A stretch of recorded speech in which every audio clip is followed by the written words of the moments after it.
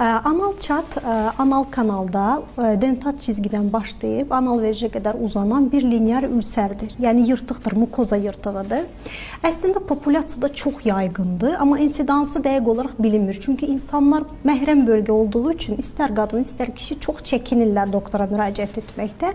Xəstələr adətən şiddətli ağrı ilə, tualetə gedəndə şiddətli bir ağrı ilə, sanki bıçaq kimi ya da şüşə qırıntısı kəsər kimi anal bölgədə ağrı ilə, hətta tualetdən çıxdıqdan sonra da o ağrı saatlarla sürür, davam eləyir, xəstələri narahat eləyir və nəcis kütləsi üzərində al-qırmızı qanın görülməsi. Xroniki dönəmdə də artıq islahlıq, soiling dediyimiz islahlıq bulğusu, qaşıntı ilə özünü biruzə verir.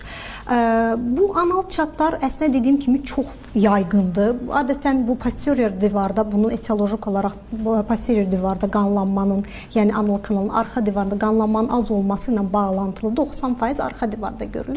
Doğum yapan qadınlarda çox sıx görülür. Multipar, yəni çox doğum yapan qadınlarda anterior divarda daha çox qarşımıza gələr. Bunlar tipik yerləşimli anal çatlardır. Bir də atipik yerləşimli anal çatlar var. Onlardan da ilərləyən zamanda danışacağıq.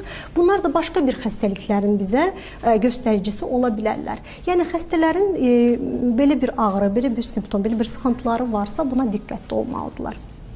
Bəs qanaxma müşahidə oluna bilərmi, doktor? Bəli, bəli, kesinliklə. Çünki adətən həm ən birinci ağrı ilə, ikinci qanaxma ilə xəstələr bizə müraciət edir və bu qanın təzə olmağı, dışqı üzərində, nəcis üzərində təzə qanın olmağı ya da silinəndə salfetkaya belə çizgisel şəkildə qan gəlməsi xəstələri uyarmalıdır, diqqətli olmalıdırlar. Çox vaxt, yəni çox doğaldır. Genel olaraq da biz toplum olaraq belə çox necə deyim, baş qoşmuruq, diqqətə almırıq, umursamırıq. Amma biraz ehtiyatlı olmalıyıq. Çünki bir çox xəstəliklərin uyarıcısı ola bilir.